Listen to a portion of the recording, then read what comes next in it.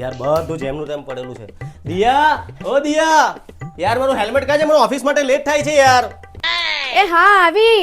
અરે યાર જલ્દી આવને, કેટલી વાર લગાડે છે યાર. એ શું આટલા બળદિયા નખ્યા કરો છો? મારું હેલ્મેટ કાજે, મારું ઓફિસ માટે લેટ થાય છે. તમારું હેલ્મેટ મારો ભાઈ રાતના આવેલો હતો તેને આપી દીધું મેં. તારે શી જરૂર હતી એને હેલ્મેટ આપવાની? હવે હું શું કરા? અરે તે બિચારાને જરૂર હતી એટલે મેં એને આપી દીધું. એ બિચારો છે, અહીંયા હું કોણ છું? એ કોઈ બિચારો નથી, એક નંબરનો ટોપી વાત છે, ખબર છે તને? મારા ભાઈ વિશે આવું બોલતા નહીં. કેમ નહીં બોલું? હું તારા ભાઈ વિશે નથી બોલતો, એમ પણ હું મારા હાળા વિશે બોલું છું. એક નંબરનો ટોપી વાત છે, ખબર છે? જ્યારે પણ ઘરે આવશે કહેશે, જીજાજી મને 2000 રૂપિયા આપો ને, મને જરા પેટ્રોલ પુરાવવું છે.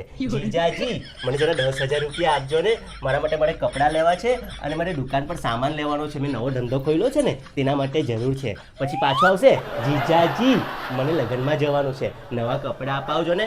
આ કઈ બધું જવાબદારી જીજાએ લીધેલી છે, એની જવાબદારી નથી રહેતી.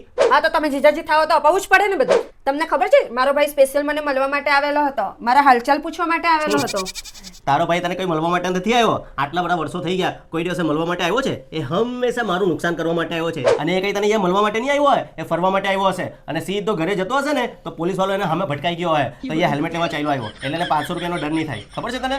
મને બધી ખબર પડે છે એની હું ચાલાકી. હરી મહારાજના લગ્નની ચોપડી બતાવવા જઈએ ને તો છોકરી સાથે કુંડલી મળે કે નહીં મળે કોઈ ફરક નથી પડતો, પણ હાડા હાથે કુંડલી મળવી બહુ જરૂરી છે.